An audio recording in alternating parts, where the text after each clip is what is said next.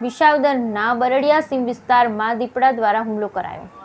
વિસાવદર તાલુકાના બરડિયા સીમ વિસ્તારમાં રમેશભાઈ બાબુભાઈ વાઘેલા ઉંમર વર્ષ 30 રહે શોભા વડલા ગીરમાં બપોરના સમયે તેના બકરાને ચરાવવા માટે ગયેલ હતો। તે અરસામાં બકરા ચરી રહ્યા હતા ત્યારે રમેશભાઈ બાજુમાં છાયામાં બેઠા હતા। તેવામાં ત્યાં નજીક ધૂળમાં છુપાયેલ દીપડાએ તેના પર હુમલો કરી દીધેલ હતો, જેમાં તેને કાન પાસે હાથમાં સામાન્ય ઈજા પહોંચાડી હતી, જેની જાણ તેની સાથે રહેલ તેના પિતા બાબુભાઈને થતાં 108ને જાણ કરી વિસાવદર સિવિલ હોસ્પિટલમાં સારવાર માટે લઈ આવ્યા। જવન વિભાગ દ્વારા ઈજાગ્રસ્તને સારવાર માટે અને આગળની સારવાર માટે જૂનાગઢ ખાતે મોકલી આપેલ। Bureau report Asif Qadri, Visavadar.